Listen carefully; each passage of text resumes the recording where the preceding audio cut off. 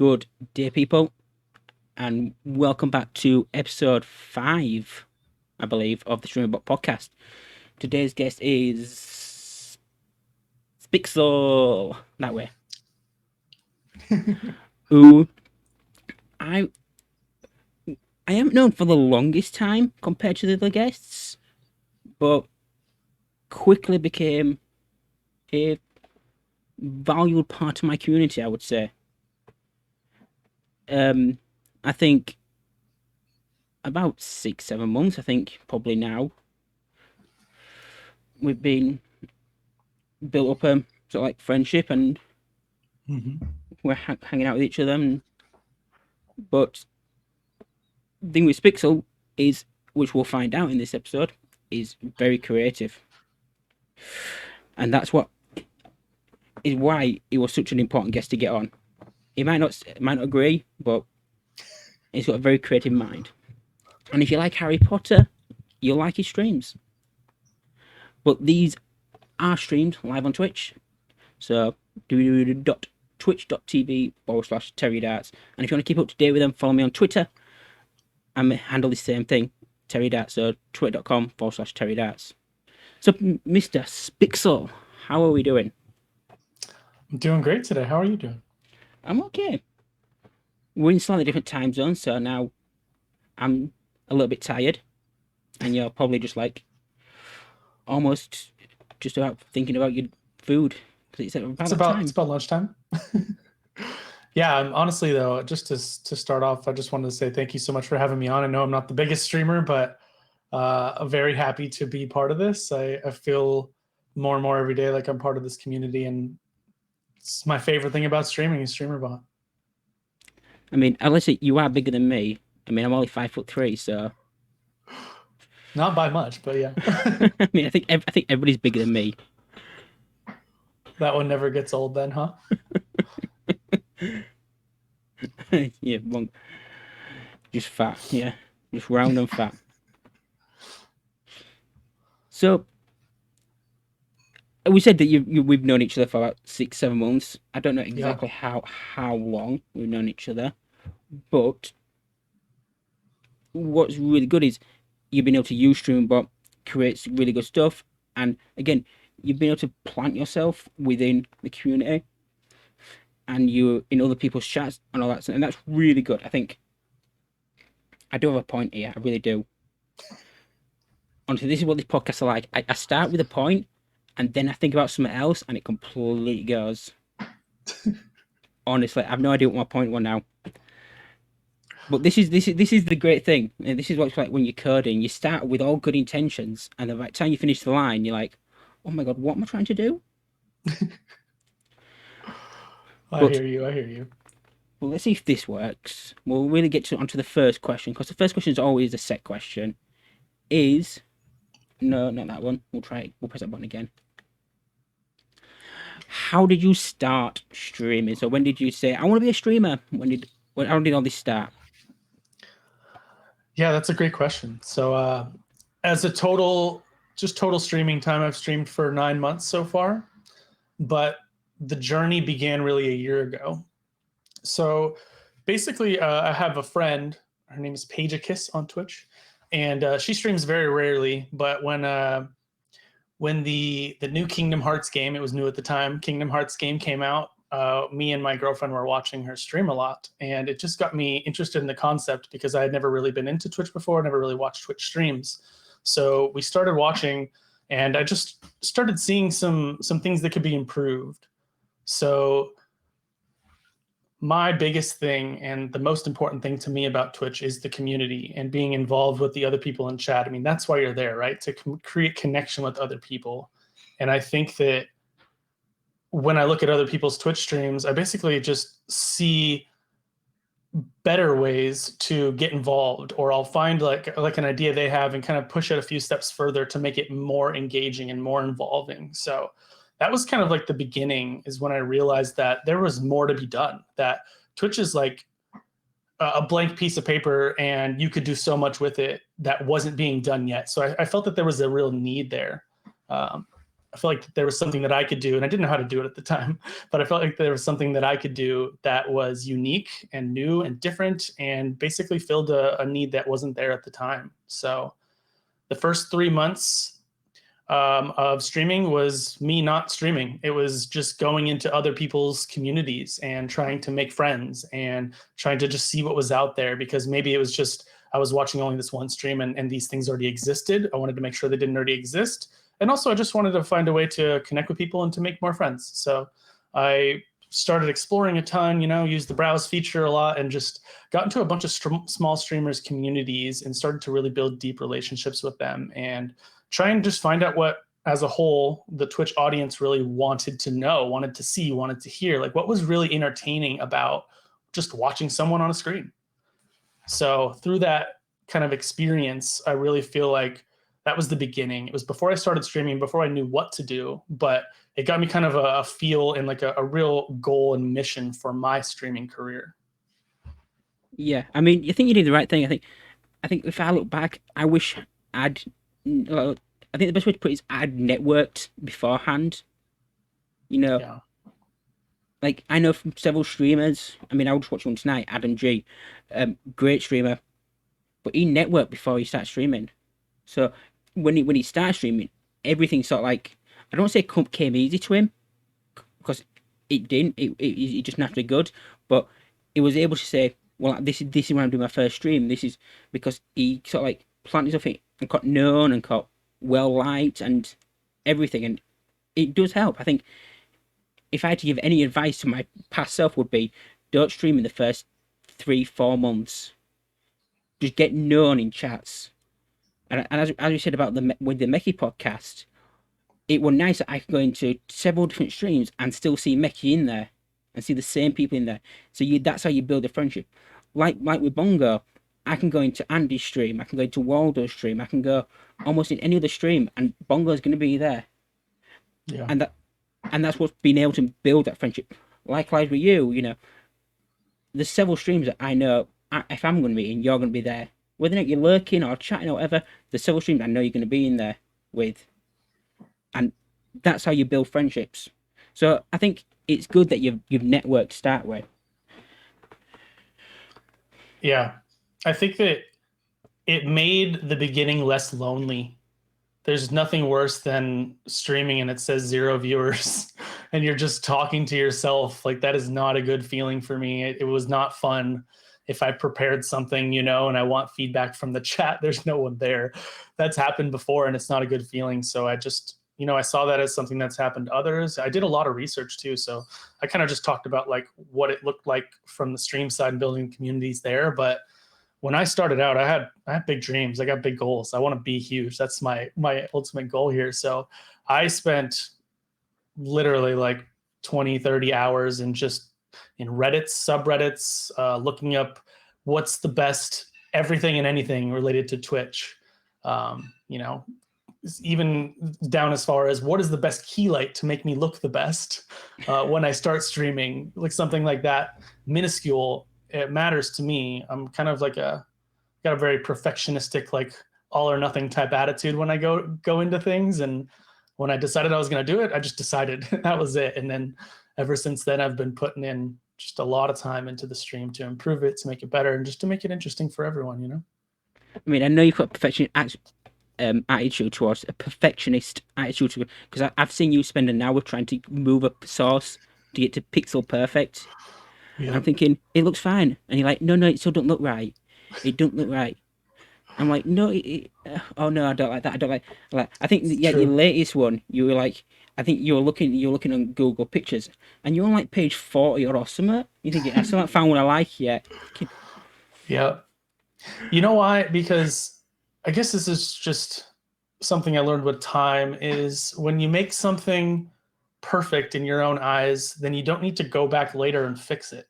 There's nothing worse than when you have 40 channel point rewards and you need to go back and fix one that you did the first week that you did it, and you don't even remember what you did. So you have to relearn how to do it, relearn how to fix it, rename all your sources, rename all your filters, and then you just had what you should have had in the beginning if you would have spent an extra hour, but you spent 5 hours on the back end redoing it, refixing it, So I've I kind of adopted this personality and this mindset.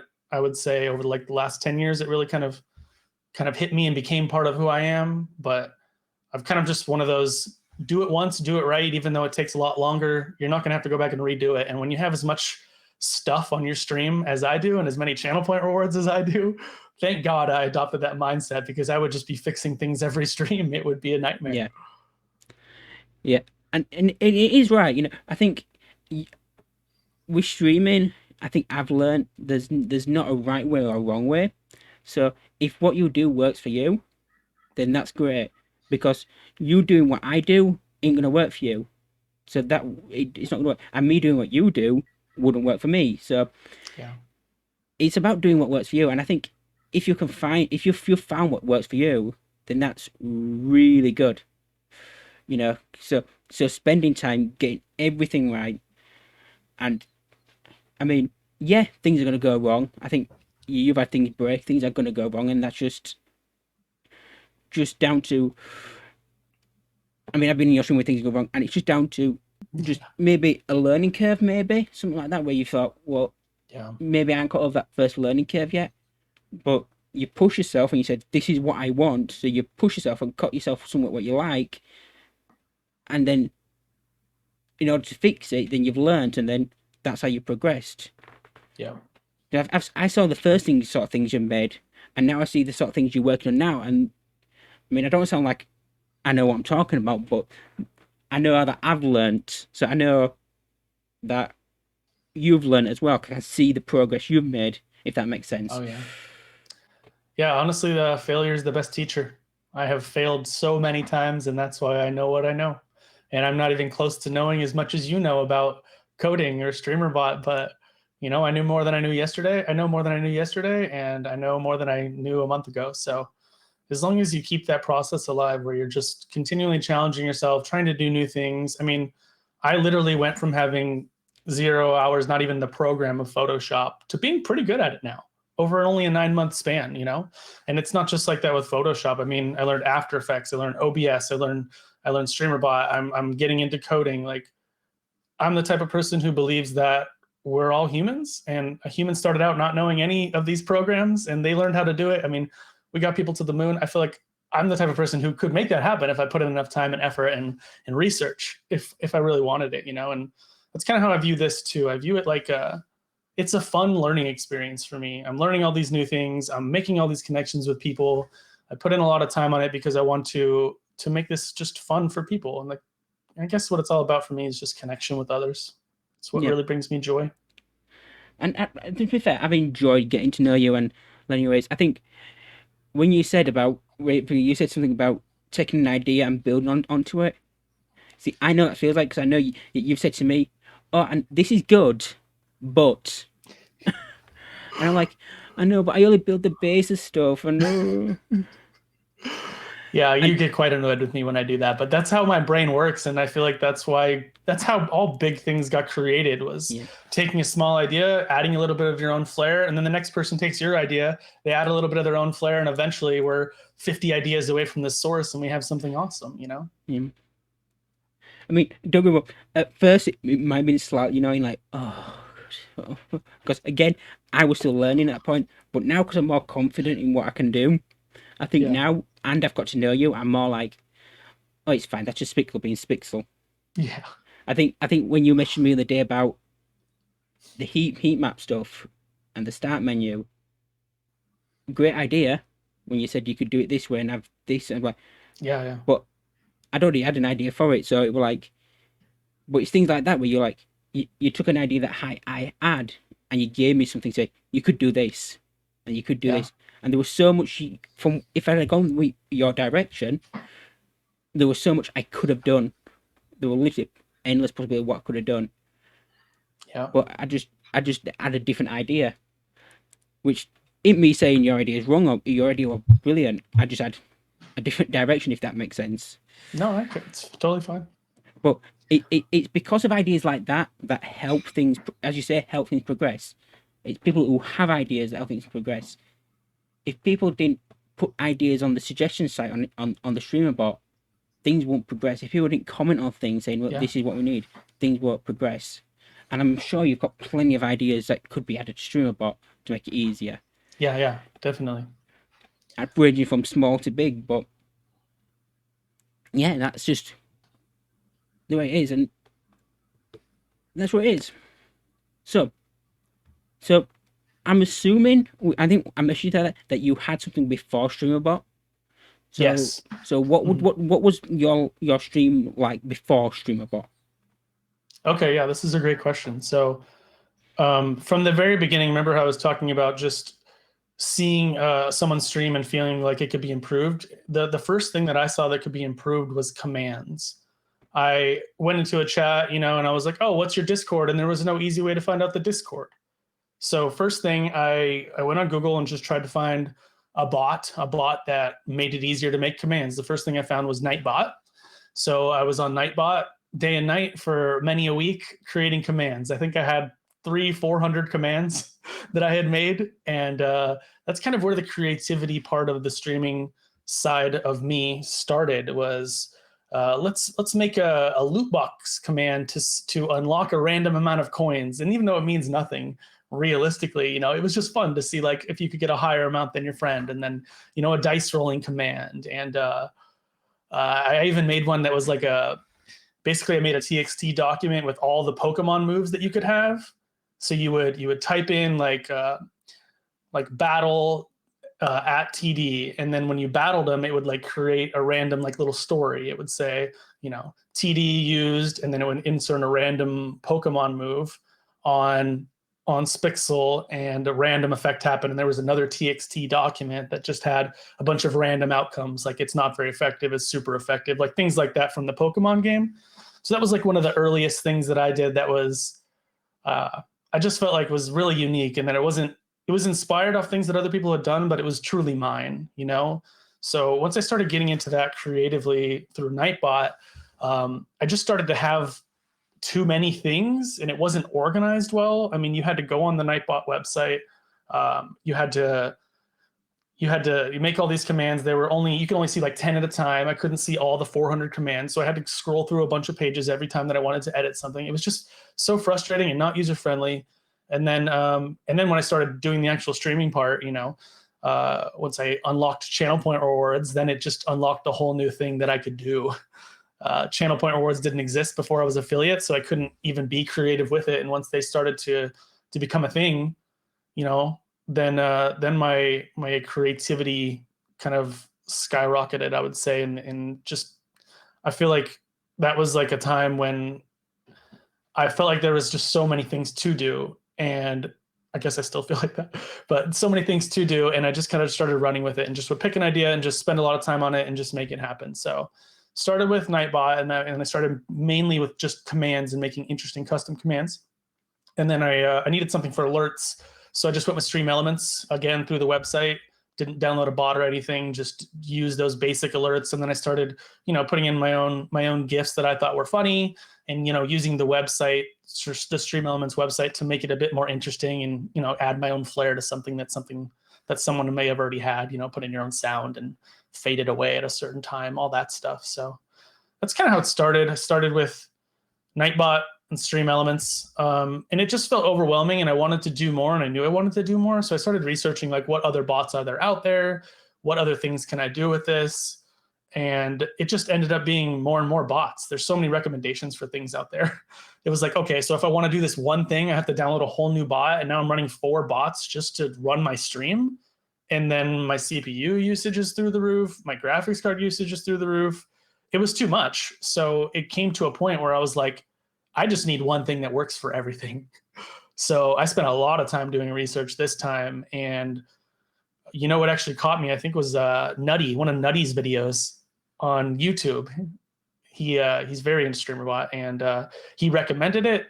And basically I just downloaded it with an open mind to try and understand and see what you could do with the program. And the deeper that I got into the program, the more I realized could be done. And I'm literally at the point now where I can do every single thing on my stream through OBS and through streamerbot, and that's all I need. And I don't feel the need for any other programs. I don't need anything else running in the background. It's just simple, it's clean, everything's great on the UI and streamerbot. It's the perfect bot. I don't know why anyone would get anything else, to be honest. Yeah, I think I'm in the same position. Obviously, I've spoken about what I did when I started. When I first started, it was like, oh, it's Streamlabs. So everything I did was Streamlabs, and I quickly learned that that's not the case. So I switched to OBS. I think I did about 6 or 7 streams in Streamlabs, but and then I quick switched to OBS, and then again, I was at the point where I knew what I wanted, but there were so many different bots here. You had Nightbot, you had Moobot, you had Wisebot, you had Streamlabs Cloudbot, and it was like, yeah, but I want this. I want a point system. I want a ranking system. I want this. I want that. I like one of them just didn't have everything. I wanted a bot that did everything I wanted. And I was talking to people, when I first started streaming, and even when I got affiliate, I was like, well, I want something that can do this. I want something that can do this. I want something that can interact with channel points. And then obviously, I found Leo on board, and again, that was good, and it did what I needed it to do, but it didn't do everything. And it was the same case, I knew what I wanted, and it's finding a bot, especially the cloud-based bots. So now you bought the ones that have online, to find that did everything is really tough. And I think eventually I settled on the street. I really don't like. I don't like saying the word. The chat bot. So I settled on that one because you could import scripts as well. So when I wanted a death counter, when I wanted some, it did the things I needed to do. But yeah, once I found streamerbot, which I found through Andy Lippy. Oh yeah. Because that's what I was getting tutorials from Andy Lippy on Leo on board, and I was a big part of Andy Lippy's. I mean, I say I was a big part of Andy Lippy's stream. I'm a big part of any stream I'm in because I'm such a star. But yeah, I was learning with Andy Lippy, and we were talking yesterday in Andy Lippy's stream about when we made the Leo on board installers. Now I don't know if you ever used Leo on board or you ever saw it, but I don't know if you've ever seen out from like early Blocks where it does the OBS RAW and it makes like an installer with all the different OBS RAW. Well, we had to do that in Leo on board, and that were a pain ass because you couldn't see everything. We were saying that you had this big long string of like JSON and you couldn't see it all. So making changes like that would just and you had to literally create the scene, do all this, add the filters and all this, and that when source copy came from Excel, when that source copy came, that was just a game changer because it meant you didn't have to do that. But I remember learning from Andy, building them like stuff. It's why Gammon now goes, you know OBS RAW better. Before it changed, it was like, I don't really know OBS RAW. And I knew bits of OBS RAW because I'd done all that crap of writing installers. Oh, what a nightmare it was. Nightmares, yeah. Oh, it was.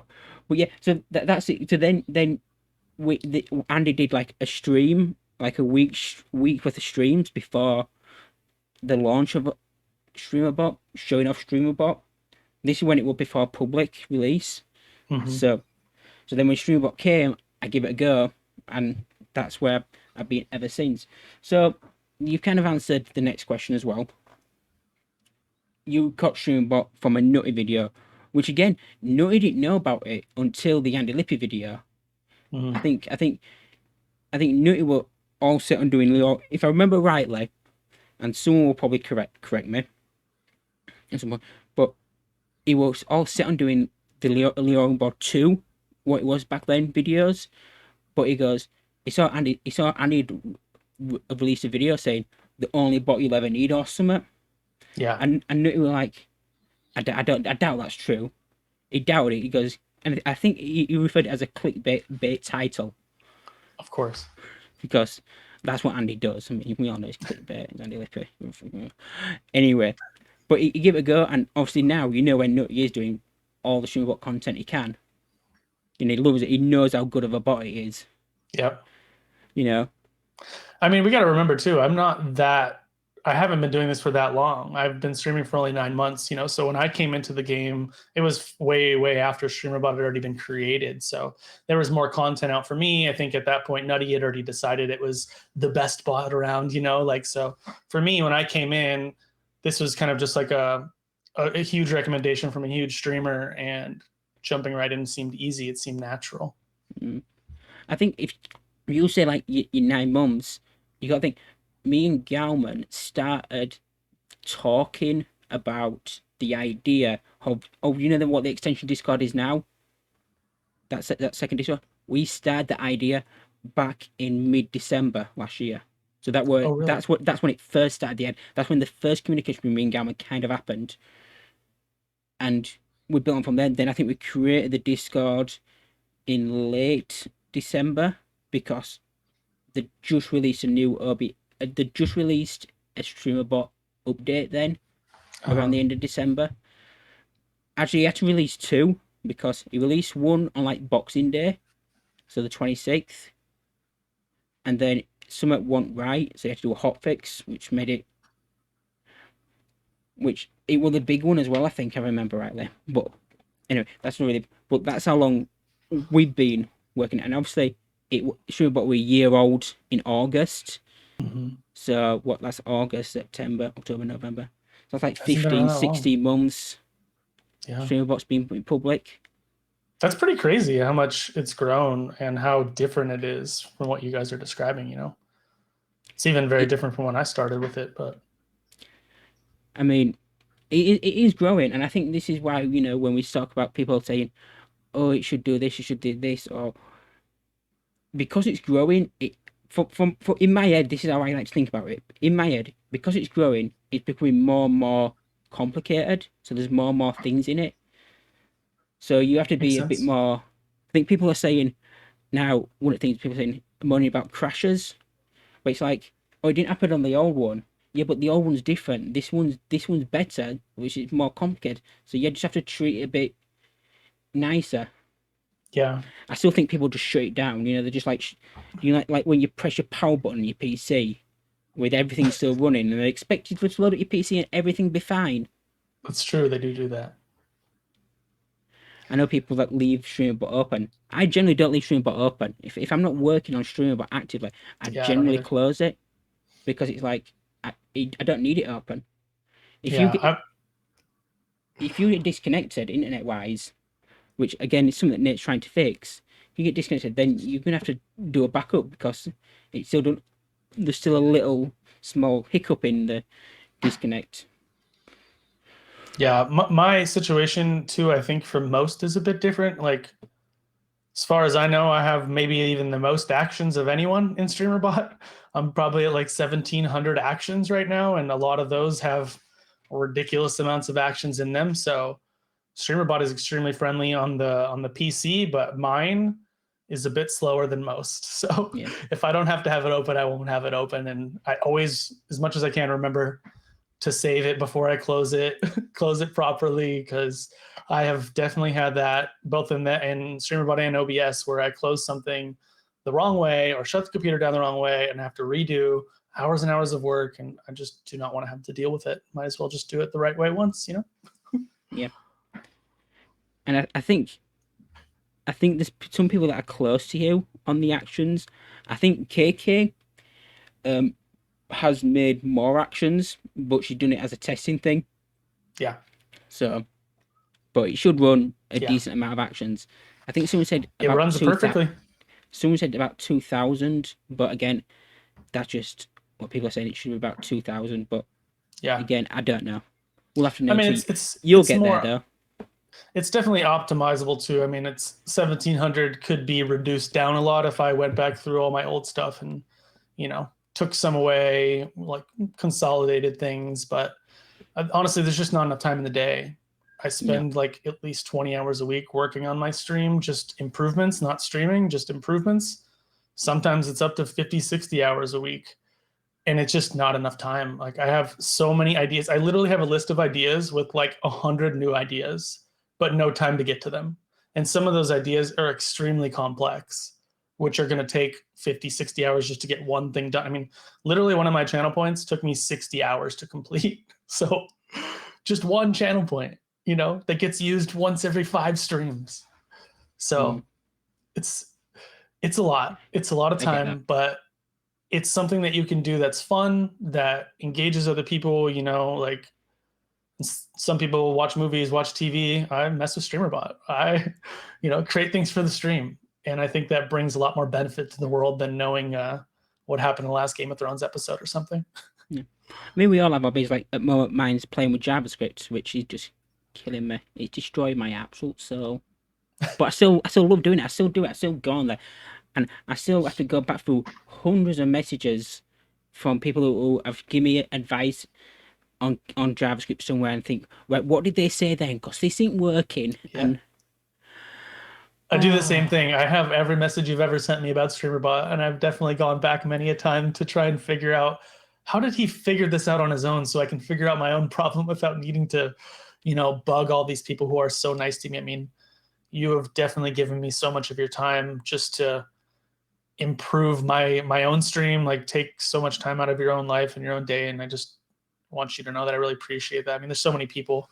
LeBlux is in chat. He's spent countless hours with me, helping me, fixing my stream, creating new things with me. I mean, you guys are just above and beyond when it comes to help. And that's honestly one of my favorite things about streamerbot is just the community of people that are there that are willing to help for no money, no anything. I've offered to give you money when you help me and you're like, no, like, it doesn't exist anywhere else. Just go to a website's like help list, email them, contact us. They don't even get back to you for a few days and they're getting paid. Everyone in streamerbot is getting back to you in 5 minutes, just out of the kindness of their heart, because they'd like to help people. I mean, you can't find a community like that. I've never seen anything like that in any computer program, real life, anything. It's literally like nothing I've ever seen before in such a good way. Yeah, it is good. And I think that's what kind of makes me want to help more, is the fact that I know there's always people helping, and it is a building that community sort of sense.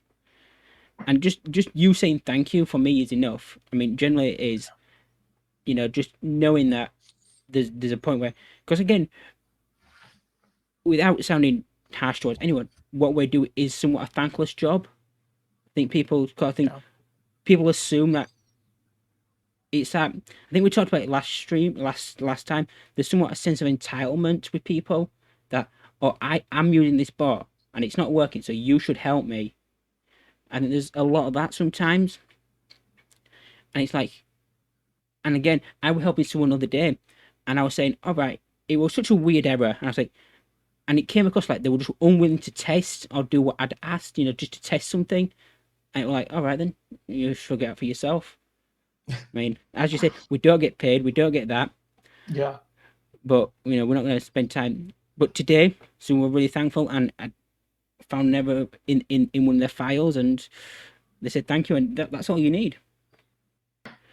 And again, but with people like you who have become a close friend, I generally don't mind the odd DM saying, do you have to do that? And if I give you an hour of my time, then that's just what it takes. And I generally don't mind that, because again, as you said, it's a hobby. So problem solving in streamerbot is a hobby. Yeah. And to have a hobby that makes you feel good and also helps other people, is kind of rare. And I think that it's like also like part of just volunteerism and helping the community and being part of a community. I think those things are just really important to mental health in general. So having a group of people that are all on the same page with that, I just hope like one day that I know enough to help you and LeBlux, like you guys have put in so much time and effort to help me. Hopefully I get to a point one day where I can help you. On that, it's not about you helping us. What is it is you helping someone else. So it's about passing that knowledge down. Yeah. Like Vlad's helped me, Waldo's helped me, and then I pass that knowledge down to you, and then you pass that knowledge down to someone else, and then down to someone else. And generally, people like Lifesaver, who's admin in there, does notice the people who help out, if you help out, it does notice that. So there's always good things. Again, that's how I got into where I am now in the Discord. It just by helping out, being in there, answering questions all the time. You know, I scroll through the support and I look and I'm like, can I answer any of these questions? Maybe 1 out of 20 I can answer. I try, but I have nothing. I feel like I don't have enough information and knowledge to teach yet. But if I keep doing that, one day I'll be able to. but answering one, like, I don't know, someone says something small, answering one thing that is going to be good. It's true. Any help is help, right? Yeah. And, sometimes it could be something really small, which is just a 1-word answer, Again, sharing just links for sharing the no. Can you do this in streamerbot? No. Is the dark mode setting? No. Is the this? No.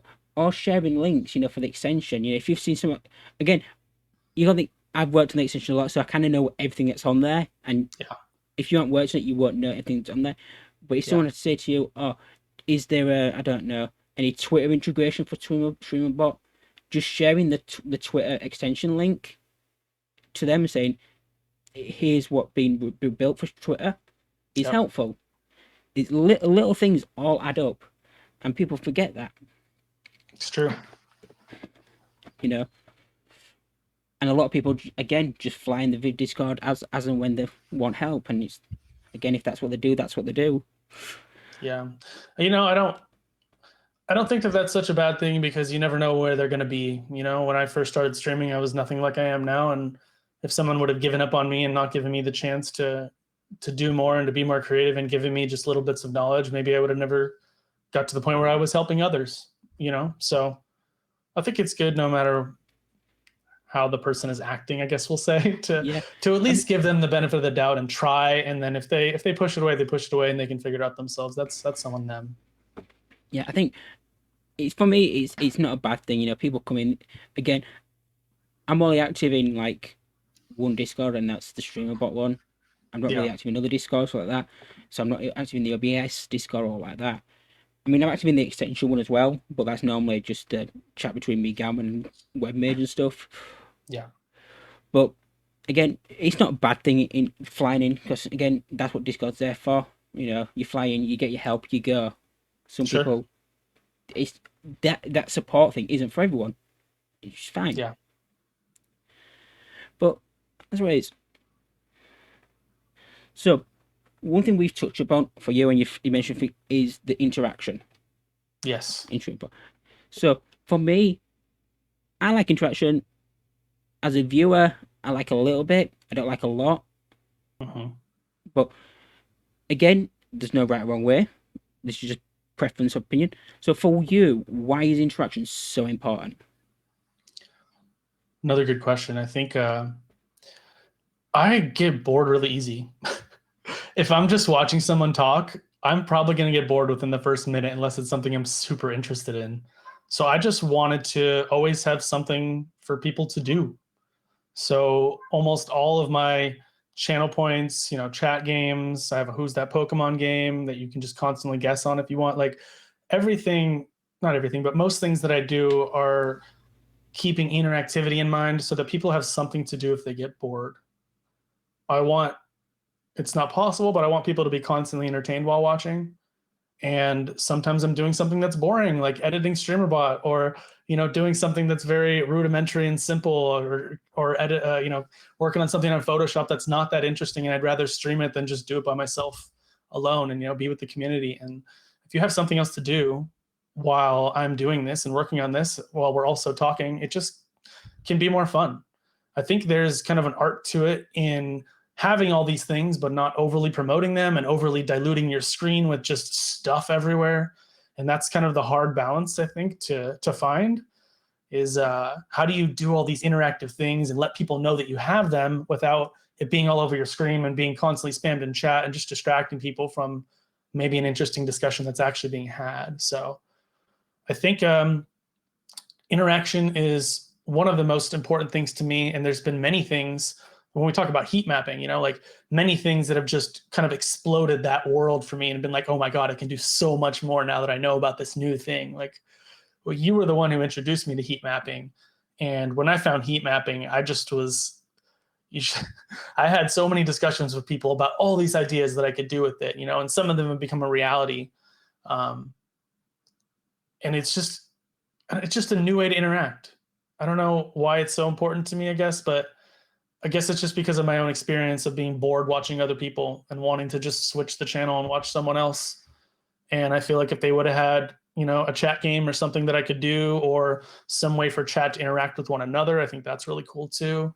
Or to like even group with each other. So like, here's a good example. Like you were talking in the very beginning about Harry Potter and how I do some Harry Potter stuff. I have this one specific, it's kind of like a game or whatever thing where I do a house cup. So it's the Harry Potter house cup. And anytime a new user joins the channel, they can join a Harry Potter house. And from that, you basically kind of make rivalries with people in chat. You instantly connect with people in chat because you're part of a group. And I think being part of a group is just something that's awesome, that makes you feel good. So people are often competing with each other to try and make, you know, Ravenclaw better than Gryffindor this month. It's basically like a giveaway, and whatever house has the most points together wins the opportunity to be in the giveaway to win something. So a lot of coding went into that, and I had a lot of help, like always, on anything coding related. But it's something that's unique to me and my stream, and something I really enjoy. And I feel like it really fits a need and kind of a theme for my stream of groups, connection, interaction. I don't know. It feels good to me to have that. I like that a lot.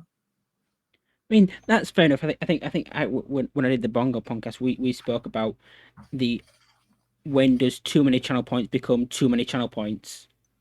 Yeah. And I think we pointed out about 12. I think 12 is about right. Because again, you don't want channel points to become, when you've got so many, you don't want some to become unused and some become overused. And again, like you say, it is a really tough balance. And if you can find that balance, then you've done good. But you are right, there's always something to do when we go onto your stream, and it is more fun than just going to a stream and see when you go through the channel points and there's hydrate or all the box standard ones.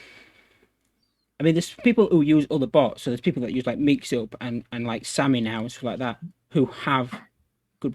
But if you don't use any of them, so like 3 bots, your channel points are always going to be restricted to crap, pretty much. Yeah. Because, I mean, yeah, you can use Triggerfire to put a thing on screen, but again, it's just like it's restricting them. And I think you are right. People need that channel point, because I'm sure everybody has a stream where they have a favorite channel point. So it's the first thing they do. They go into that stream and they redeem a channel point. Yep. And normally it is an interactive one. Case in example being Retro Stew. If you know Retro Stew, you know Retro Stew. If you don't know Retro Stew, okay. But he has one where a Delora speaks. So do you know in Monsters Inc. that woman who's, I don't know what she's called, but the woman who does you didn't file your paperwork woman. Yeah. But it sounds like that. But he said he did it as a voice for a character in one stream. And it sounds like an old woman who smoked 50 fags a day for all her life, sort of voice. But that's what it sounds like. But my favorite thing to do with that is go in with that, redeem that, and put song lyrics in. But not like normal songs, just like really wacky songs, like I did. Yes, that exact one, the slow grumpy one. Yep. But I like to do that one, and I think the last one I did the Fresh Prince of Bel-Air, like the first chorus, and he had to do it in the voice. But again, it's the interaction I like, making them do something stupid. Oh yeah, that's the best. Just for my entertainment. That's the best. It's literally one of the most fun things, is making people do something stupid or trying to make them mad. It's so fun. Like I have one that I'm working on now. It's based on Nutty's TikTok video where I'm trying to get it to visually show a TikTok happening, and then it auto posts to TikTok.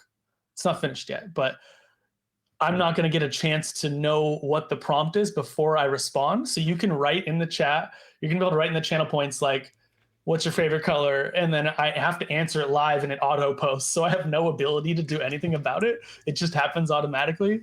So it's a great way to, like, I don't know, ruin my day, make fun of me, make me do something stupid, or hopefully mess up, which is just so fun. Yeah. And it's them kind of ones that I like, for me as a viewer, to get involved, make you do something stupid. I mean, I don't have anything like that because I can't do voices. I struggle with my own voice, so doing any other voices isn't going to work. Yeah.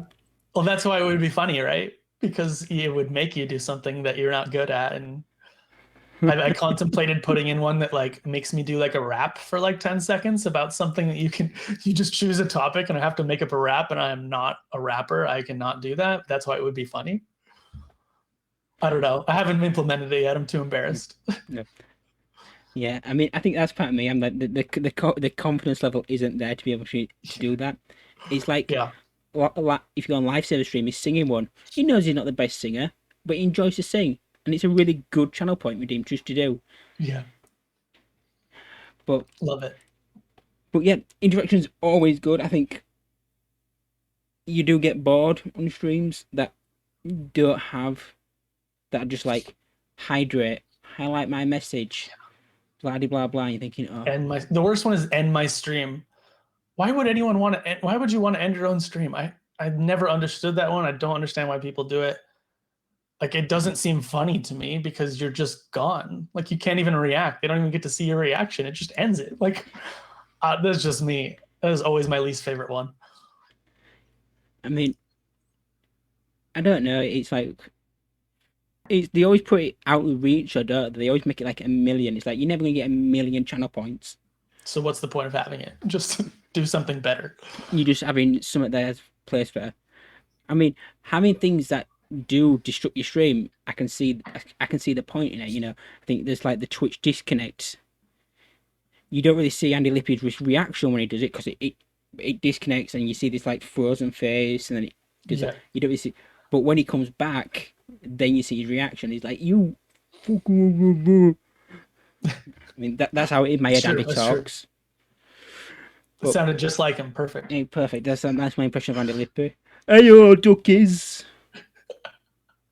That was perfect. I love that. My Andy Lippy impression.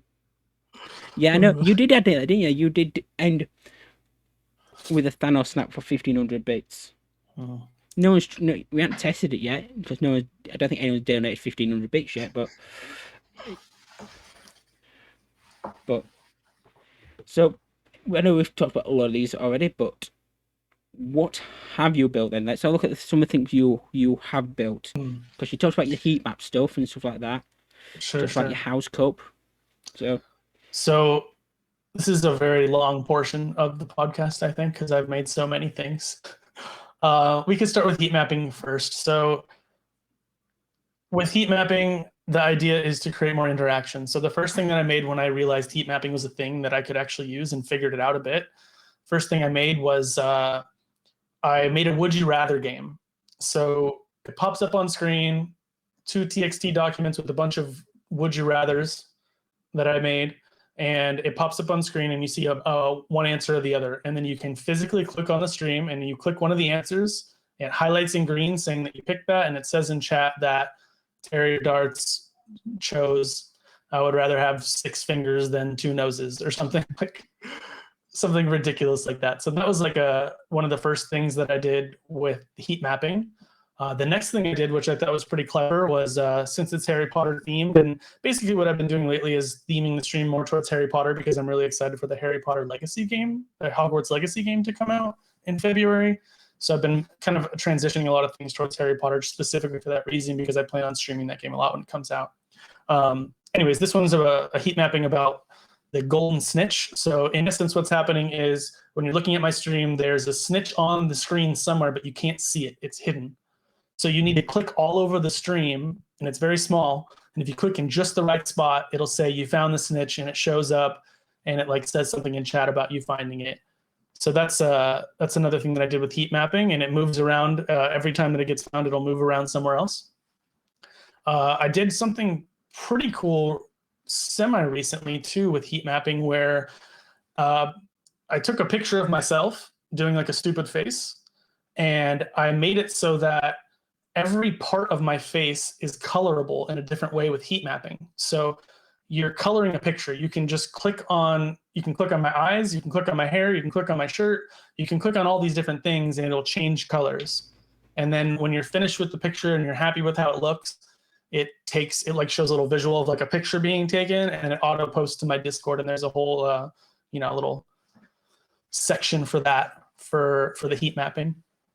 And then I have some other things in heat mapping that are kind of just copies of things that other people have done, like a little snake game, and like when you press certain spots, it like gets darker and darker in color, so you can like click on my face a bunch of times and then you like can't even see my face because it's so dark. Pretty fun. What else? I already mentioned the point system for the House Cup point system. So basically that is like it's a play on VR Vlad's point system. I took that as the base and then expanded it a lot, and I've used streamerbot groups on top of his point system in order to separate users into different groups. That one's really fun. What else have I done? I would say my favorite one is, so what happens is we're looking at me like this, and then on the bottom of the screen, some waves start to come, and a shark jumps out of the water, bites my camera in half, and it literally shows my camera being bitten in half, and then falls off the screen into the water, and then a shark like comes back and like eats my camera. It's pretty crazy. It mixes a bunch of different things that I like. So it like has some sound effects from Jurassic Park. It has some sound effects from Dexter, some sound effects from Squid Game, like a whole bunch of things all combined together. Basically all the things that I like are all combined into one channel point, which is pretty cool. One of the first ones that I actually did is, and this is based off of a problem. So when I watch streamers play a video game, the most annoying thing to me is when their camera is in a spot where I want to see, because they're playing the video game and the camera is right in the way. So this was the first one that I ever made that was like detailed. And I was like, all right, so the problem is I want to move the camera away with a channel point redemption so that I can see what I want to see. So then I thought of like, what's a creative way that I could do that? So I decided to do Mortal Kombat's Scorpion. He throws his little rope thing that says, get over here. It hits the camera, shakes a little bit, and then pulls the camera to the other side of the screen. And if you do it again, it'll pull it back the other way.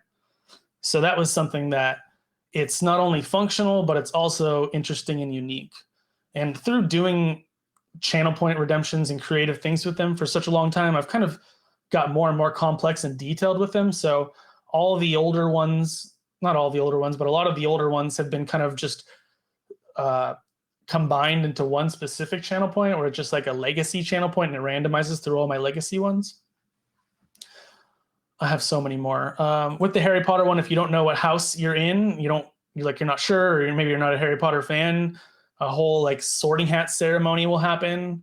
It'll show your avatar on screen and the sorting hat will go on your head, and then it'll pick a house for you. That one's pretty cool. I got some fun ones using the scene shader filters.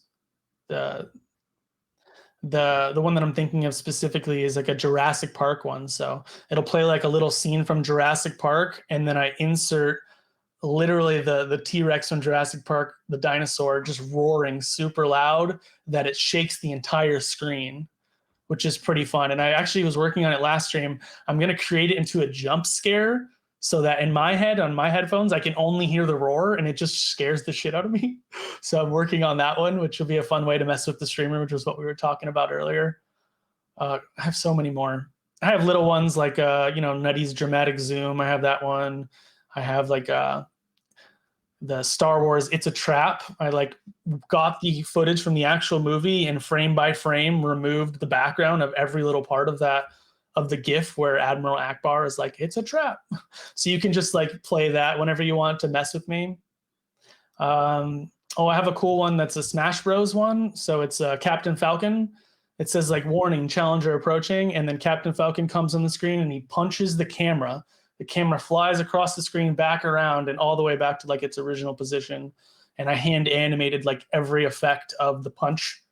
So it took a lot of time to do that. I do a lot of stuff with the move transitions from OBS. I think movement really makes it fun.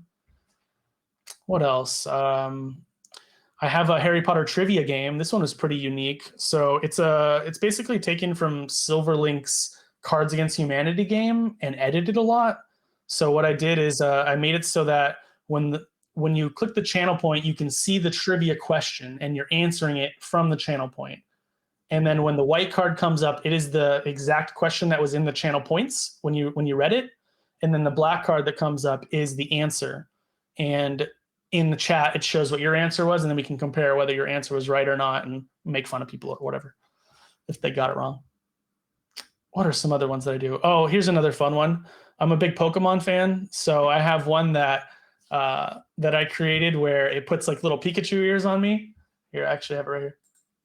Puts little Pikachu ears on me like this. And then it throws a Pokeball. It hits me, and then it sucks my camera basically into a circle into nothing where it's catching me in the Pokeball. And then it like bounces for a while, and then I like break out. That one's pretty fun. People seem to like that one. I got a new one recently that's pretty funny. Have you ever used the UberDuck TTS? It's like a website specifically for TTS. I've seen it in action, but I've never used it personally. Yeah, it's awesome. There is so many voices on there, and some of them are really horrible, but some of them are really good. So I found one that's from Yu-Gi-Oh! Weevil Underwood, and it's just like the funniest voice ever. And you can just type whatever you want in the TTS voice for that one. I mean, there's like a whole bunch of other voices, but that was one that I just thought was really funny. I mean, I could go on and on. I have an alter ego, spiXel1g. You can turn me into a girl and have a different voice. It changes my voice and turns me into a girl, which is pretty funny. I like that one a lot. I used one of yours where you auto post to Twitter.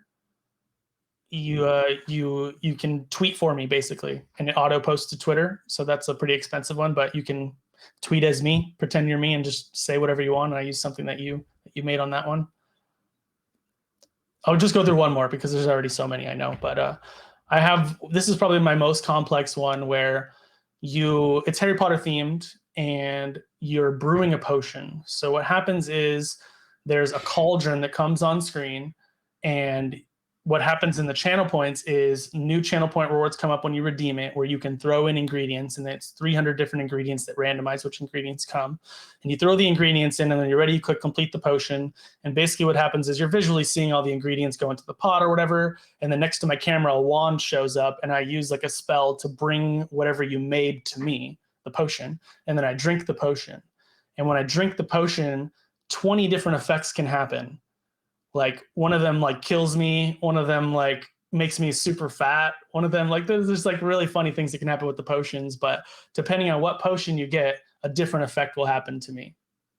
Also, one of them is a polyjuice potion, which has like 20 more actions inside of it. So you can, if you get the polyjuice potion, there could be 20 different things that could happen. I might turn into Sully from Monsters Inc. I might turn into spiXel1g, like it could be a whole bunch of different things. So that one's really fun. That one took me a really long time to make, but I feel like it's totally worth it. Anyways, I could keep going, but yeah, I mean, I think this kind of goes what we're saying about there's such a level of creativity in there that when it's like, well, what have you built? Everybody else who I've asked has kind of been like one or two things, and you just give me like a 40-minute rant about what you built, and I mean that in the nicest possible way. Because it is like I built this and I built this and I built this, and a lot of these are as you said, they're ideas that are already there, and you've just put your own little spin on them. Yeah. And it's been great to see where someone can take an idea and take it. I prefer that. I prefer someone taking something I've built and build on it, than someone saying, I want to build this, and then you're saying, well, it's already built. No, I want to build it from scratch. It's like, oh God. Yeah, I don't understand that. It's like today I had someone who said I wanted to build a gamble system, and as much as my gamble system when I built it, I barely knew C#, so This is probably a really bad example, but it's like, I think I said to him, well, what do you want? If you tell me what you want, we can build on top of what I've already built for you. Saves you building. It saves me having to tell you everything I need to tell you to start with. Because especially when you start with, I don't know code. Yeah. I don't know code, but this is Can what you build I want. this whole thing from scratch for me, please? I don't know code, but I want to build this. Okay. Well, this is being built. Yeah, but I want it from scratch. Okay. Okay.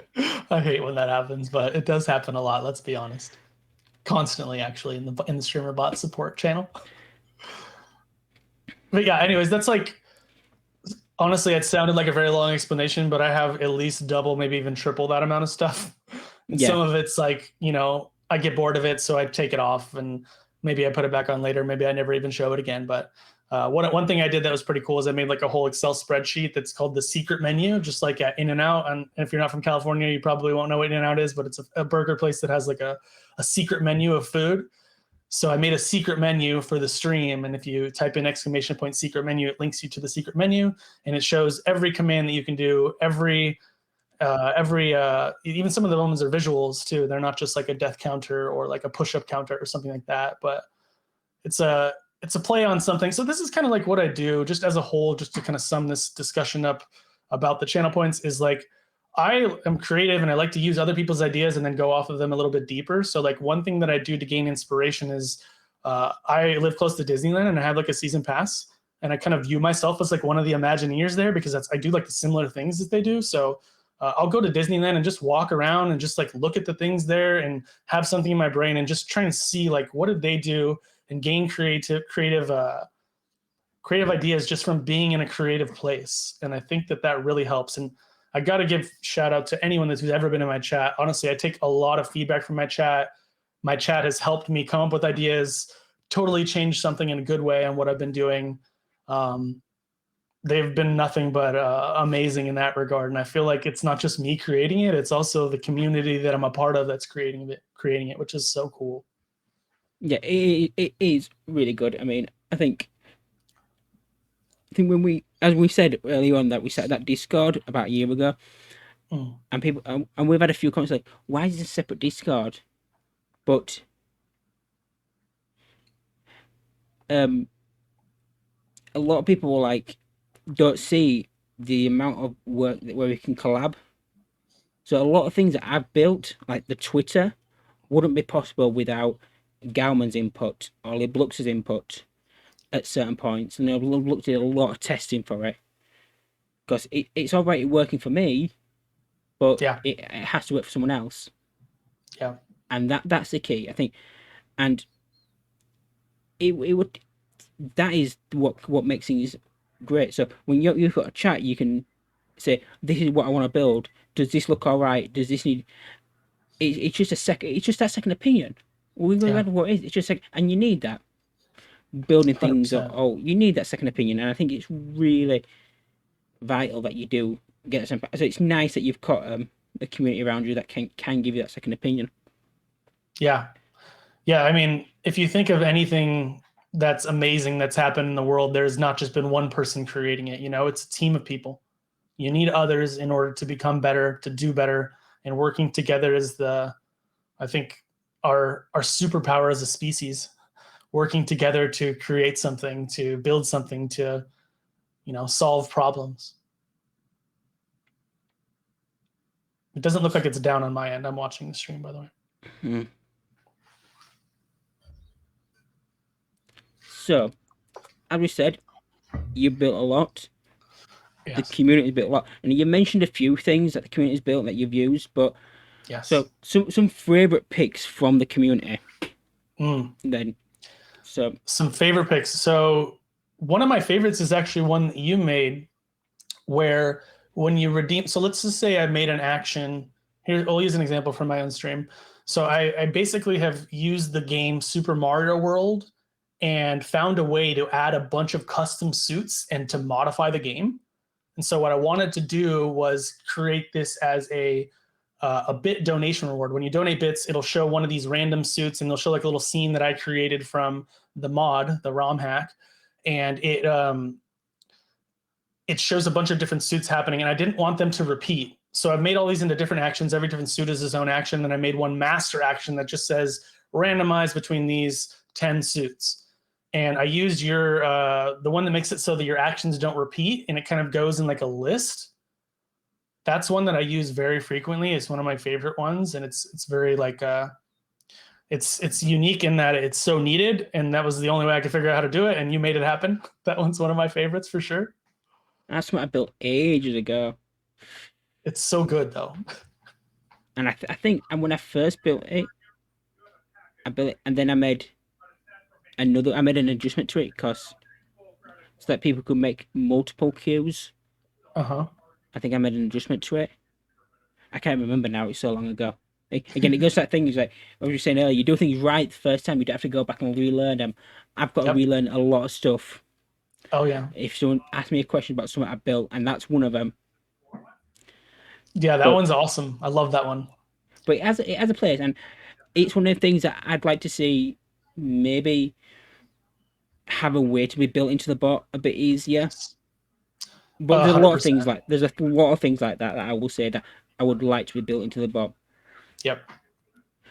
Yeah, I have some thoughts. Maybe we can go through a bit later on just like little improvements that we could do. Nothing like super major or anything, but just little improvements. And I use the bot literally every day, so I feel like I'm pretty versed in it, and I know like what things could be improved and what things I would really, really want. I just haven't really had a place to share them because I just haven't done it. So this will be a good time to do so. Yeah, we'll talk about adjustments in the bot. For sure. But that Super Mario thing, I think that came from the heat map that I built for Life.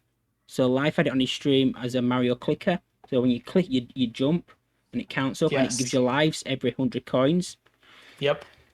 Yeah, I remember I was in your stream and I saw that for the first time, and that sparked the idea, maybe I can do something more with this. And it's just like we've been talking about the whole time, but I'll see an idea and I'll just, go 10 steps further with it. So when I started researching Super Mario World, then I started to realize, oh my God, there's all these ROM hacks. People make this different. They have different things on something that I mean, Super Mario World is one of my favorite games growing up.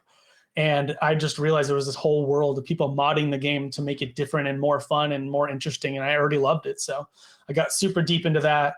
I had to learn many more programs just to figure out how to mod games and green screen the backgrounds and do all these little things just to make one reward donation, something that you see for 10 seconds. That's how it always goes. But the more and more that I make, the more and more that I have, and the better the stream becomes as a whole. Although a little fun fact about that Super Mario clicker that I made for Life, if you're in his stream and you see it go white, so he puts a flower suit on, that's because I've clicked. It's hard coded. I've hard coded that when I click, it turns white, and if someone else clicks it, it goes back to normal suit. So you can see if you're ever in his stream, you can see it clicking and a load of people clicking, and then obviously it's flashing white. So you know that they're my clicks. That's beautiful. And a few people have mentioned what makes it go white. You just keep messing with them and never tell them? No, I think Life tells them goes, and because I told Life, I hacked it and I didn't tell anyone that I'd done it. And one day, I mean, we'd been on his stream about 4 or 5 times, and then one day I was like, have you noticed that Mario's white? He goes, oh yeah, Mario's white. What's meant to go white? I said, that's because I'm clicking. He goes, what do you mean? He says, it's hard coded that when I click, it goes white. If someone else clicks, it's going to go back to normal. But it's hard coded that if it's me that clicks. I mean, if I ever had to change my name, it'd break. But yeah, LeBlanc said it perfectly, right? Easter egg. It's a little thingy. So little Easter egg. If you ever in live stream and you see it go white, it's because of me. Yeah, good for bringing that up. I totally forgot that that's where the idea originated. But that is, now that you mention it. I mean, it was Life's coping. Life shared a coping on stream, and I said, he goes, because we were talking about the heat, and he goes, this would be a really good idea if we could. So we got it working for a command, but once we got it working for a command, we knew we could get it working for heat, because it's just about triggering that action. Yeah. Anyone who knows how heat's set up in streamerbot knows that once you click a source, it runs an action. So all you have to do is find a way to trigger that action, and you can do what you can do. So once we got it working with a command, that's it. And that took all the time. and I played with it. That's one of my first real WebSocket JavaScript dive, and that's the first thing I built, and that's really the best thing I've built in it.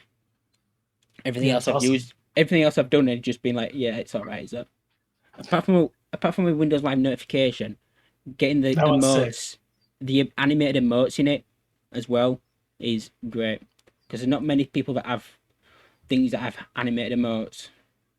That's true. That's true. Just to beat myself up a bit. So, as far as other favorite ones, I really like Flat. I wouldn't say close, but Flat has been like a big like help to me. He was like the first person really that got me into streamerbot and actually responded to me and talked to me before I even knew the Discord was a thing. So I was in his chat literally every time he was live, asking him tons of questions before he was like, you know that there's a Discord where you could just ask all these questions. And anyways, that's where I found like a lot of my really good ones that I still use today, you know, such as like the measure me one that he made. That one's really fun. Like the emote rain that he does, the shout out commands that he made. Like he made so many things that I still use in my stream today. And I think that just goes to show, and it's like a testament to how good they were. If I'm still using them after making, you know, hundreds of channel point rewards, I'm still using these specific things. That just shows like how good they are. So I mean, there's so many that are good out there. Yeah. But like I said, I try to do variations on other people's. So most of the things that I have in my stream are not something someone else has made. They're a twist on something someone else has made, plus 10 extra steps most of the time. But there are some things that are just, you know, directly from another person's.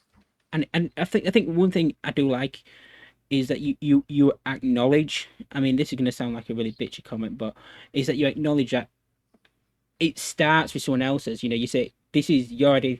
There's a lot of times you get people like, I built this, and it's like, yeah, just because you've changed it 3 different ways don't mean, you know, it's still someone else's work, and you know, yes, being able to not crediting that person, in my opinion, is wrong. I think the fact that you can say, oh, even though that you've done so much work on top of the point system or on top of the heat, you still know that there was a starting point for that heat. Yeah. And it's nice that you, for me, and I think this is why we get on so well, I think you are able to say, that's where it's been from. And there's been a time when people have shared things in Discord, and it's like, yeah, but that's what I did. That's my thingy. They just steal your stuff and call it their own. Yeah. That's terrible. Yeah, I mean, I probably don't. I mean, I'm glad that you said that, and I'm sure there's many times when I just don't remember and should be crediting it more. I do it as much as I can, because none of this stuff could be done just by me. I mean, you all make the parts. You do the stuff that I don't know how to do, like the base work, the creating of the original idea. If I didn't have the original idea, I couldn't create anything. Mm. So without people like you know, there wouldn't be people like me. I think it goes back to when we said, when we like at the beginning, when we said saying thank you is enough. And I think for me, if someone's, it's like my queue system. If you look on the extension wiki, the queue system, at the bottom, it credits Waldo and friends. And literally all that Waldo did was give me some code in a DM message. But I still acknowledge that without what he had given me, I would have never made what I made. The fact that I added a ton of stuff onto it, and it pretty much is my work. He gave me that teaching step. And like all my videos now, that all my first videos that are like on the gamble system or the raffle system or the free for all I built, or this, all trying to credit Flad, because without his point system, I wouldn't have had what I had. Yeah. And I think that point system was a game changer. That thing is awesome. You can do so much with it. Again, another thing I'd love being built in. Yeah. There's always an endless to-do list, you know, just throw it on the list. There is part of me that hopes like Nate just see these bots, or what gets said gets passed on to Nate. But then there's other part of me that think, I hope Nate don't see these, because it's just me saying this should be in, this should be in, this should be in, this should be in, this should be in. But again, yeah, he needs a team of people working for him. It's ideas, innit? It's just ideas that get pushed and pushed and pushed. But Yeah. yeah, for me, the best thing that's been made is the point system. For me, I think that's the hot pick for the community. For Yeah, the Flood. point system is there's nothing like it. My favorite is heat mapping. And Scott made this, right? He streams on Twitch. He made Yeah, that. yeah, Scott made He it. deserves a shout out for sure. Yep, we'll put a link in and everything. But Actually, yeah, any, point system and heat mapping, those are the two biggest ones. But I would argue heat mapping is my top pick because it opened up a world that I didn't think existed. I always wanted a way for people to do something rather than just watch and type in commands. I don't know if that's actually going to So work. That's probably not going to work because I'm working on a new bot. But yeah, it's Scott made this. The code. I didn't even write the code for heat map. Wasn't even me who wrote it. I It thought you did. was No? no. I worked on it, but it was Okay. mainly Fowler's. So Fowler's David, who's in the Yeah. Discord, he pretty much wrote it. He did a lot of it, and So nice. it's kind of been 99% him, 1% me. But He deserves again, credit then because it's awesome. and again, it's great. Again, I mean, I like to credit people wherever I can. Again, if someone's just been a one-word answer, sort of like, is this right? I kind of, but like I said, my mod add commands. If you see that on the Discord, where because mods can't add commands in streamerbot because streamerbot's Mhm. so, let's say, advanced as a program, it's hard for mods to add commands. You'd say Yeah. with all variables and like it's quite hard for mods to do it, but I designed a way that mods can do it. Yeah. Yeah. And again, Fowler's gave me some code to help it replace arguments and stuff like that. So again, I credit him where credit given where credit's due. For sure. Yeah. I'm sure there's so many people that I already have forgotten to thank, but the community as a whole has just made this possible. I literally have a laundry list of people that have helped me along the way, and some of them are real life friends too that don't even go on Twitch, but um, couldn't Yeah, couldn't do it without y'all. And it's that's again the best part about streamerbot in my opinion is just the community behind it, how willing people are to help, and I just never feel alone. I never feel like I have to figure this out on my own. I never feel like something's impossible. I never feel like something's impossible because there's always someone smarter than me, and there just literally hasn't been one thing I've found on streamerbot that I've been not able to do that I wanted to do, which is insane with how creative I make this stuff. yeah, and I think that's the brilliant thing about streamerbot is that the community encourages you somewhat to do better. It really does, and again, obviously, it's not often I'll post in the for help. I have I'll ask in the private channels on Discord. But having said that, I still reach out to people like KK. I still reach out to Flad. I still reach out to Waldo for help, and it's nice that they're willing to help me. And sometimes they may say, "Well, here's where the answer is," and they'll Yeah. give me to go find it. Because I think we mentioned with on Flad's podcast is it's it's not knowing the answer sometimes what you struggle with or being one. It's knowing how to find the answer. Yep. I think you said pointing him in the right. He said pointing you in the right direction too. Yeah. I mean, honestly, the people that you go to are different than the people that I go to. I go to you, and I go to LeBlux because you two have. I can't give you all enough credit. You have helped me so many times, Yeah, so many times. yeah, but when you go to LeBlux comes to me. You know that, don't you? That's funny. So it's really you all along. It's always me. Yeah, I'm just. It's like when you go to if you ever go to Flad just comes to me as well. You go Okay. to everyone comes to me. It's just that everybody. I mean, I'm just. Is it me or is his head inflating a little bit on the stream? It's, I think there's a Snapcam filter for that, right? um, That's awesome. let's just catch up with this chat message because he's looking. So I Yeah, think it's yeah. relevant. I often feel like someone on the outside looking in, like TD said, it's just an advanced program. The community is great, but I always worry about asking questions because I am an infant. I am an infant child, riding in the backseat with my pants with no background in coding, and it's still just deep. I can't read. You left with I can't speak and I can't read. So I would say I can respond to that a bit. I think Moss, I think everyone started out exactly how you feel right now. I mean, there was a time when I had never even downloaded streamerbot, and same with TD. There was a time when TD never even opened a coding program and didn't know anything about it. And the only way that we learn is through trial and error, through other people helping us, through failing. And if you don't do those things and go through the hard part, you're never going to end up being anyone who's self-sustaining and figured out themselves. And this kind of makes me think of another point. Like, I don't know if y'all know, but if you've ever watched my stream, I don't have mods. I never had mods, never needed mods. My goal is to automate my stream 100% so that I don't need other people there all the time, like taking care of it. I can just handle it myself. And it's very hard to do. But if you use some of the techniques that you can see in the streamerbot support page, the extensions page, you can figure out how to automate literally everything on the stream. So you don't have to do anything other than just show up and talk.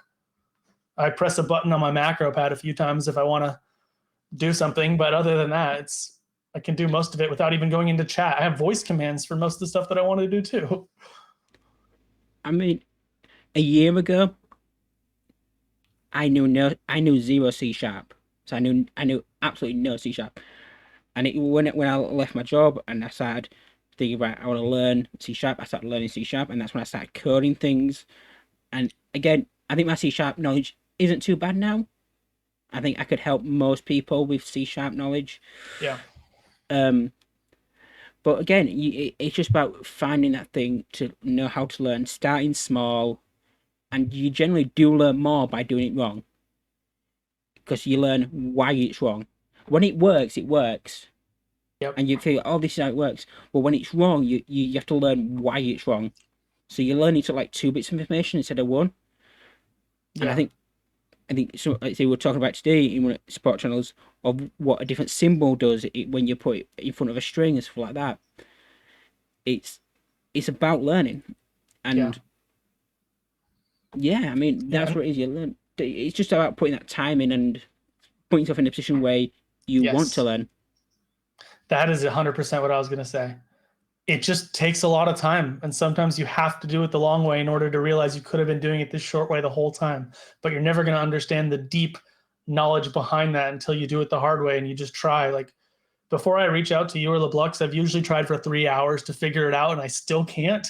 And then I'm like, all right, fine. Like, I'll ask, because I don't want to do that. I know you guys are so busy. Normally, when I'm in that position and I think, oh, I've spent 3 hours now trying to figure this out, and let me just message Vlad. And I message Vlad, and then while I'm waiting for a reply, I figure it out. I'm like, I keep saying to Vlad, I might just ask you straight away, because I'll figure it out then. Because no matter the moment I ask you, it's like, I'll figure out. Vlad's like, why am I getting all these ghost pings from you? And you just delete all the messages after you send them? Normally it's question, pause, never mind, I'm a tool. That's so funny. But yeah, so yeah, it is about learning. As someone said, people said, a friend of mine who went to TwitchCon said they were talking about how streamerbot was hard mode, and I was like, oh yeah. I mean, streamerbot is difficult. There is a learning curve with streamerbot, but I think if you take it small, again, there's always this thing when they say about coding, about writing hello world. When they say your first program you write hello world. It's like doing that. In streamerbot, create a command, get to say hello world, and then just build on from that. Don't go in all guns blazing, because you'll get. I know people who have come into this Discord and they've been like, I want this action, and they've tried doing a really big action straight away without learning the basics, baby steps sort of thing. But once you've learned the baby steps, as you said, streamerbot is really fun, really good, and it encourages you to learn new things. Yep, it's intimidating, but again, like I said, it's a learning curve. Yep. So I spent 3 hours learning how to create a global variable. Yeah, I've been there. It happens. I've been there too. Variables are very tough. The thing that people forget about variables is that once they've set them, they need to get them. Yep. People think, oh, I'm told this variable to add 1. I've caught it now. no, you need to get it. You need to tell it, I want to pull this bevel. Yeah. Which again might be something that could change, but it depends on how complex that is. It's just remembering to get it. But yeah, so many times little things like that have stumped me, and I'm like, why is it not working? And then CD's like, just that's the most basic thing, dude. Just go back to the beginning. There's something small you forgot, and then I'm just like, sorry, I asked. I feel stupid. I mean, I can't remember what it was the day, and it was the most stupidest thing. It just wasn't working. Something wasn't working, and I was like, why ain't this working? And I'm getting physically annoyed.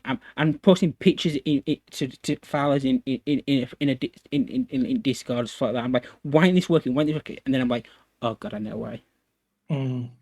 Oh god, and I was like, it took me 20 minutes to calm down because I was so annoyed that I'd missed what I'd got wrong, and I can't remember what it was now.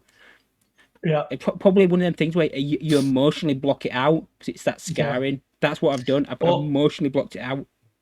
That actually, there's real research behind that. When your cortisol levels from stress are very high, it can actually like block your prefrontal cortex from actually working. Like that's totally real. That does happen. So sometimes the best thing to do is just step away, take a break, come back, and then you figure it out. It's like when you go to sleep and you wake up and then it's like, oh, that was easy. That happens. But it's like you said, it's like when I'm actually flat, because my mind's like distracted for that moment, I come back with a completely fresh thingy. Yep. Because I've written my problem out differently. So instead of thinking about my problem with this big wall of text in front of me, I thought of it as like a question instead, which is allow my brain to like subconsciously work it out. Yep. And I think asking is always a good thing. It really is dope. Yep.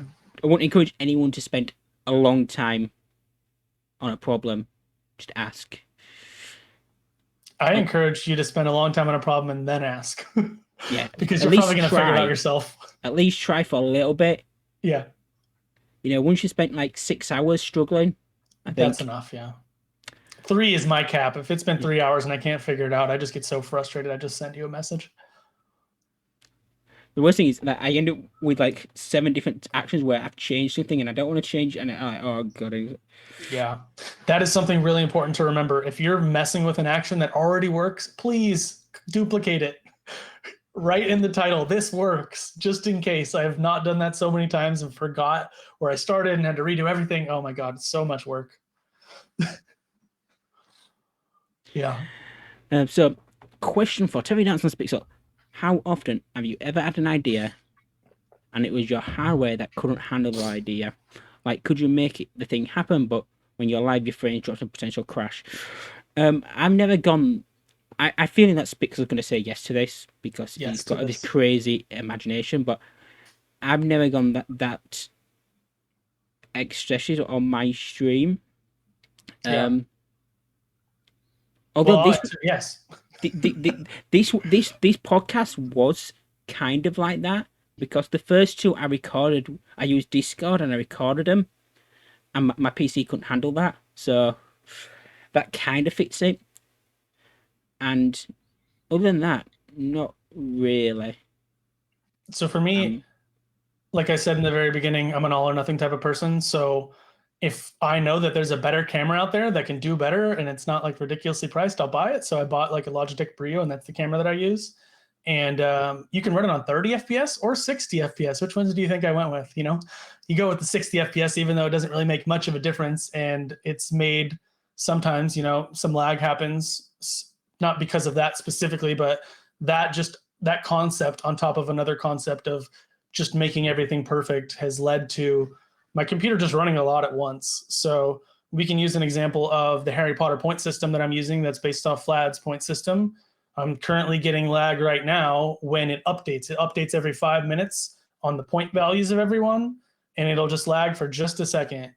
So me and TD actually came up with an alternative method that I haven't even looked into or implemented, but looking into a different method on how to gain the points for each user and how to update it. Maybe updating it like staggered instead of updating it all at the same time, because it goes through a list of every live viewer. And I think that's the problem, especially as I get bigger and, you get more and more viewers, it takes more and more time to do. So I think that does happen sometimes, Moss. It's rare. And when it does, there's alternative ways around it. Yeah, it is rare things like that happen. But yeah, not really happen for me. But I feel it might happen once I start doing more and more building and start. I think if I get an idea, which I will get eventually, I'll get an idea that is quite big. I think I will get like a big idea like that, and that's a lot of sources, a lot of elements, a lot of things acting together. But it's partly why I don't like I've stopped building things in OBS, because I'd rather use a browser source, because I feel like that's better.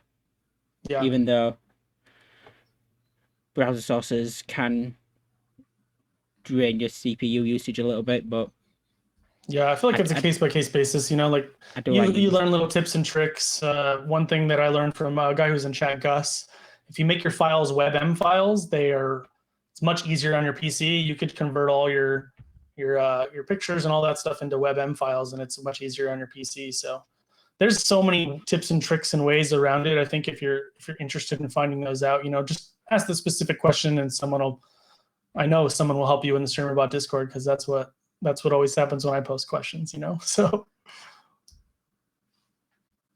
question I've got a lot of graphics alerts on different hard drive. Is there an easy way to consolidate them into one drive, or do I need to go on piece by piece? I think you need to go piece by piece, but I don't know. Yeah. It seems like a more computer related question, and yeah, I don't know. Probably piece by piece. That's what I would do. I just bought another SSD for my PC, but it's one that goes on the motherboard. So I think it's called an M2 SSD. Mm-hmm. So anyway, because I've got two hard drives, and I've got an SSD that's really small, and I now bought a terabyte SSD, and I've been moving everything over to the terabyte SSD. Yeah, and that's been a nightmare. That's what kind of broke my initial streamerbot. I've just got a lot of drop frames then. Anyway, that what broke my OBS, as I was saying before. Because I just dragged and dropped. I thought that'll be fine. I can just drag and drop. Yeah. An absolute moron moment for me that you can't drag and drop. Yep. God knows why I did it, but I did. Just absolute idiot. But yeah, that's what broke it. For sure. But, got any more questions for me, TD? But yeah, so we've talked about what you built. We've talked about what other people have built. So let's look forward now, and the future of the bot. So you said you had a few little suggestions. So let's some of your smaller ones. Then what do you think? Okay. We could add to the bot. The extensions page is amazing, but one thing I really feel like could be improved on that is just having maybe a short little video showing what it does. Sometimes it'll say specifically what I need. We'll just say we could use the points, the Flad's point system. If there was just like even a 3-second video just showing what the point system is, what it does, what it could look like on a stream, something like that would really help. I can't remember what it was, but there was something recently that I was working on, or maybe I think it was your slots game. And I just wanted to see what it was going to look like and how it was going to work, because, it could be very simple or it could be very complex, just depending on what you did, what you coded. So having just a little snippet of what it looks like for each little thing on the extensions page would be super helpful. Yeah. What were some other ones? Oh, this is my biggest gripe about streamerbot. I want to copy and paste multiple actions at a time. Sometimes I have when I did this coloring channel point, it's very complex in how it works, but there's 20 actions that I have to put in every single action, and there was 300 actions just for one coloring channel point, and I had to copy and paste 11 different times or 20 different times from each thing over and over and over again. And I could have just copy pasted like bulk. That would be very nice. Yeah. Another feature that would be nice would be an undo feature. Like on streamerbot, sometimes I don't even remember what I just did. And I'm just like, damn it. I wish I didn't do that. I wish I didn't delete that and I could just undo it. But I know that the backup feature works, but it's just a bit more work than just pressing undo for something like that, you know? Undo feature would be nice. What other ones did I have? I mean, I know Vlad's working on the spin wheel. That was something that I needed recently, and I had to do some stupid workaround solution. And he's working on like a giveaway wheel, which I'm really stoked about. I think that's going to be great. Yeah, I mean, I think there is a giveaway wheel on the extension Discord, but it's slightly complicated because it was how it was initial setup. Sure. But it may have just been a need that I had, but I wanted just a wheel on a screen that would no background, and I wanted to be able to change the colors and change basically everything Vlad's doing. Yeah. I wanted to already have. So, I mean, he's already working on it, so I'm stoked about that. Here's another thing. Like, I get pretty, I mean, with all the stuff that I do, I get pretty in depth with OBS, and I've kind of created my own custom browser docs to make my OBS look a certain way, which is really nice. It would be kind of cool to have streamerbot also be integrated into that, where I could have a very small window of streamerbot in my OBS. I don't know how niche this is. Maybe this is just a me thing because I don't even know anyone else who's really modded their OBS like I have. I just like to modify things to make it easier. But on my OBS, like literally if someone like redeems something and I want to refund it, I just click a button. It's right there. It's like always showing the refunds. So it's super easy, super quick. I've done like a bunch of stuff like that on my OBS to make everything easier because like I said, I usually don't run with mods. I just do it myself. So I want everything really easy to do. I don't want to have to interrupt me doing something to go on a website and type a bunch of shit in just to do something small. So that's really helped me. And I think that would be kind of cool. I mean, I do that. I've gone onto my Twitch dashboard, popped out my... I actually did it just before I started streaming. Popped out my activity feed, popped out my rewards, so that when I'm on stream, I can literally tick over to my rewards and quickly refund everything. So nice. I generally refund everything. Yeah. Generally just refund all my points. One thing you can do with streamerbot is you can put the decks in OBS. Yeah. Which is really nice. So if you've got a thingy where you don't want to shout out if you get raided and you don't want to shout out the raider yet, you can have a button on your thingy that you press on OBS to shout out raider. Generally things like that I've got a stream deck for, so I've got an actual tactile button I can press. Yeah. But for those who don't have a stream deck, there's them options. Well, it's not just that, but my stream deck, there's literally too many things that I need to do because I have over 70 face filters and I could do all those with my macro pad. So if I want to do something else, you know, it just anything that you can automate or consolidate. And again, this is the main reason why I like streamerbot, because it consolidated basically everything I need into one thing. And I just use one bot. If you can do that with OBS too, and you do that with streamerbot, then you only have two things you're worrying about instead of many. And that was literally my least favorite part about all the other bots, is that you couldn't do everything you wanted with them. So streamerbot is the only one that I've ever found that you can just do anything you really want with it. It's so versatile. There has not been one thing that I've wanted to do that I've not been able to do. I might not know how, but I have not been able to do with streamerbot, you know, so. But I think that's pretty much it as far as like the future of the bot. I wrote down some other stuff like maybe integrating other methods of coding other than just C#, maybe being able to use Python, because Python is, you know, very easy to use, and a lot of people know other languages, not C#, you know. Yeah, I think we spoke a bit about that in the Flads podcast. I mean, I made a boo-boo in Flads podcast because I asked, when I said about my small thing, I said I wanted the pick color sub-action to have a random on, and I didn't know. Nate hasn't mentioned anywhere that pick color now has random. So when I built some other day, I used pick color, and I'm like, hold on, there's random here. Where's this random come from? And I look through all the change logs, I look through all the alpha releases, all the beta releases, and it's just not mentioned anywhere. It's just something Nate's added without telling anybody.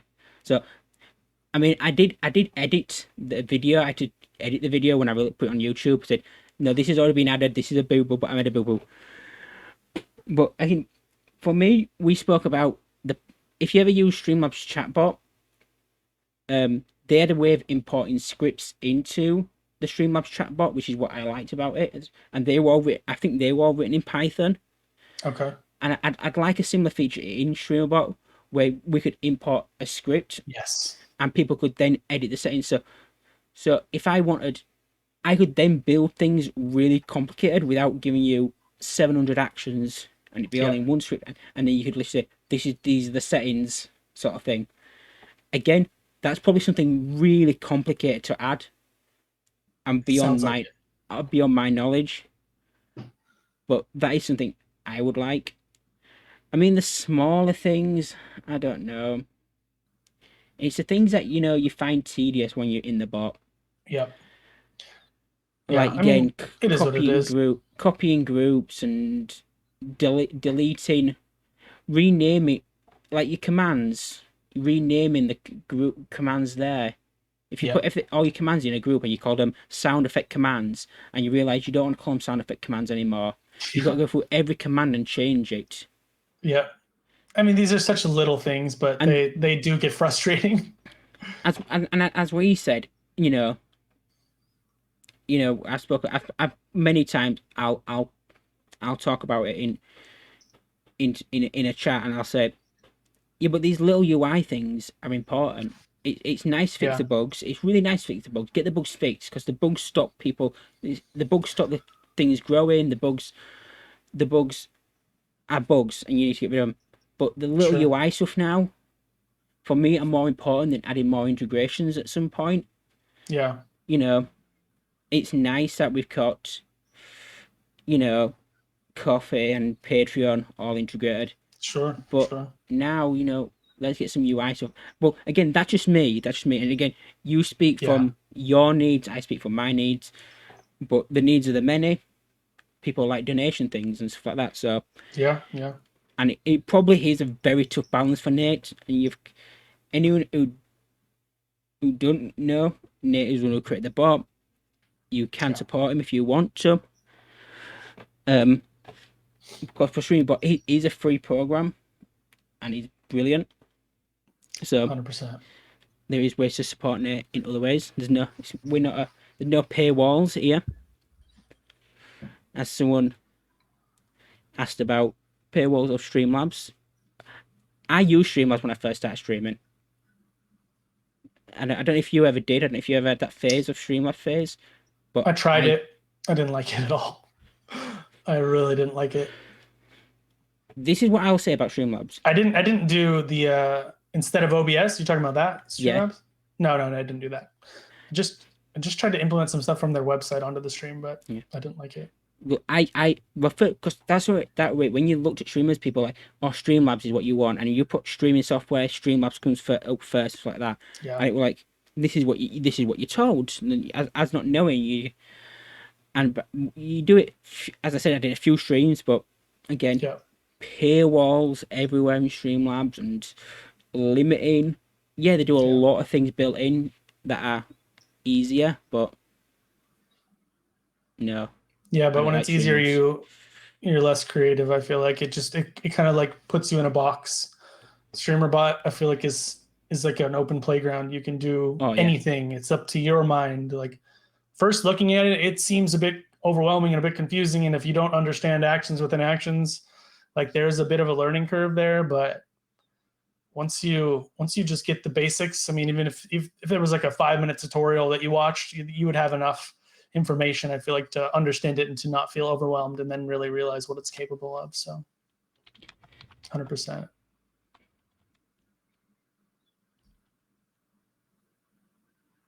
I mean, yeah, this is what I will say about Streamlabs is I've heard of many people moving from Streamlabs to OBS, but you never heard of anyone moving from OBS to Streamlabs. True. I've never heard of anyone moving from streamerbot to anything else unless they didn't do it for more than 2 minutes. I mean, Mickey, who on the podcast 2 podcasts ago, started with Streamlabs and you were having some CPU issues, you used OBS and never looked back. I've been talking to someone other day, and I made her a death counter, and she's still using Streamlabs because it's again what she started with. And again, it's about time sometimes in moving. Yeah, But she's like, I know I need to switch. I know I need to switch.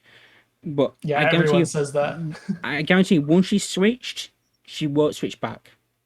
Yeah. I know people that have switched. I know a few people that have switched, and none of them have switched back. And they all say now, I'm glad I switched. 100%, yeah. Because so we've done the future, we've done all the stuff. Let's look at the wrap up. And if anyone has any more questions, do feel free to drop them in. And if any, Sure, yeah. do you have any more questions? No, I mean, I talk to you all the time. I feel like if I have any questions, I'll just DM you and then we'll go from there. But I definitely want to just take a second to thank everyone that's been a part of my journey and who's helped me, spent time with me, all my viewers, all TD's viewers. Thanks for coming and checking us out and being a part of this. LeBlux, you're the biggest one that comes to mind. TD, obviously you. Vlad, I didn't tell you this yet, but I'm in the process of creating a Twitch extension with one of my friends, Mr. Melty Brain. He is on Twitch, and it's going to be like a Pokemon community game, except very much better. It's going to be like Pokemon and booster packs kind of thing, like it was when I was a kid. It's going to be really awesome. We made a lot of progress on it so far, but still not ready yet. Other people to thank, just, Andy, I've watched his videos a ton. They've helped, Nutty's videos have helped. People in the streamerbot support channel, like Happy Plotter, Ronnie, KK, Webmage, all these people have just helped me get where I am today. I'm sure there's a ton of people that I'm missing, but those are the ones that I could think of off the top. And for those who don't know, what is your streaming schedule like? Oh yeah, I stream 4 days a week, Monday, Tuesday, Wednesday, or Monday, Tuesday, Thursday, Friday. And it's 4 p.m. my time, so that's like 2 hours from now, wherever you are. Monday, Tuesday, Thursday, Friday. So that's like midnight for me.